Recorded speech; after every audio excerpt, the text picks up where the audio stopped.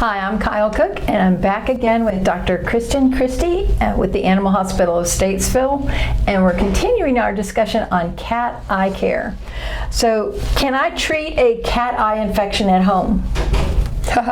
It depends. Did you get medication from your vet? No, I'm just kidding. If you did, yes. Well, you do have to be careful with that. You don't want to just be grabbing things out of your cabinet, even if it's something from an old problem. Don't be like, oh, my cat had this before. Let me just get these meds from before. Because it may not be the same issue, or there may actually be something else going on that we need to address.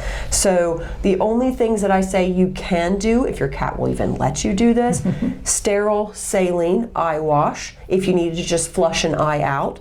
But pretty much the answer is you should be seeing a vet. Make sure that it's not something that we need to treat specifically and treat it correctly.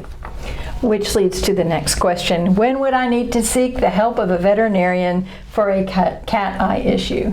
If you suspect there's an eye issue, we can't harp on this enough, be seen. Make sure you know what you're dealing with. If it ends up being something minor, great, you're lucky. But if it's not, it's better to address it sooner than later, before something worsens or before something irreparable happens with that eye. So ASAP, give us a call, explain your situation. We'll help you decide whether it's something you need to come in on emergency, you need to go to an emergency clinic, or if it's something we can set you up with an appointment, like say the next day, and we can kind of go from there. Sure. Will a cat eye infection eventually resolve on its own? That's a little bit of a tricky question because the answer I usually would say is don't depend on that. Don't wait for that. Don't hope that that's going to happen.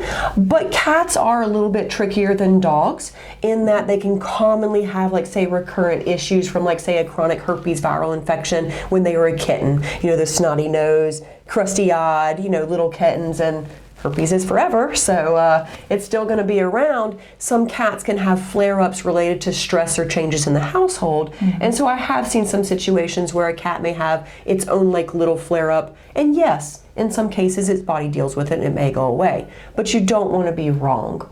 You don't want to be wrong about that one time where it actually got a scratch on the eye, or the herpes flare-up led to something more that led to an ulcer or scratch on the eye. So don't wait for that to happen. Just have it checked out. And you can't always see a scratch on their eye. It's not like something obvious, like a gash going across it. Sometimes it's just a little area, even on a part of the eye that you can't see. So yeah, that takes special stains to show up. Absolutely. How do I give my cat eye drops? Good luck. No, depending on the cat. It depends on your cat and how tolerable your cat is. I mean, some cats you can just kind of put them in your lap, sort of ball them up a little bit, lift their head up, pull an eyelid back, and then just gently drop an eye drop in there. And then there are some cats That's in the Pollyanna world. Yeah, right? And there are some cats where, having like a cat burrito can be helpful. Getting a towel, you wrap around your cat, keep all the legs in, keep the rear end in, keep the cat from going in different directions. Have an extra person or friend that can help support the cat. Maybe hold the head still so you can concentrate on the eyelid and concentrate putting the drop in. Gravity is your friend. Don't try to put a cat's eye drop in sideways. You want to have the head tilted back and have it just drop down, because you never want the tip of the eye drops to actually touch anything either, because you want to keep that sterile. So can I give my cat human eye drops? That's a little bit of a tricky question. The answer is technically yes, because majority of the drops that we use, a lot of them are human derived, though some of them are, specifically made for cats. But the answer to should you look in your cabinet and pick something out for yourself or something from CVS or whatever, no. Definitely don't do that, especially for cats. There are more specific reasons for different things that we use, and you can definitely choose wrong.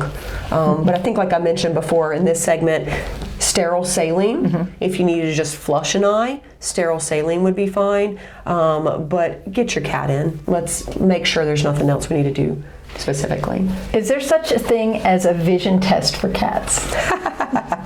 So typically vision testing in cats a lot of times is watching them manipulate, move about, holding their head still and gently bringing a hand up to their face, seeing if they blink appropriately, moving a cotton ball, dropping a cotton ball, seeing if they will track something. But like we were talking in a different segment about cats, I mean, cats can notoriously just stand there and just stare.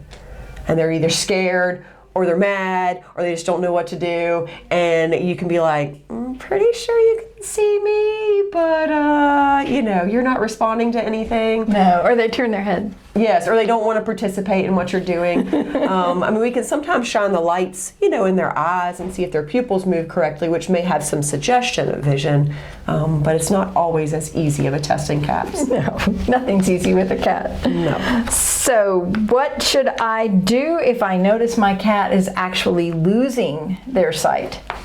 So, what's the answer, folks? Go to Bring your them vet. So that's tricky with cats. Like, look, I feel like everything I'm saying is, well, that's a tricky one, or that's a, But cats don't always read books. Cats are really good at adjusting to things. Cats are really good at hiding things. So for you to actually realize that your cat is blind or losing its vision, good for you.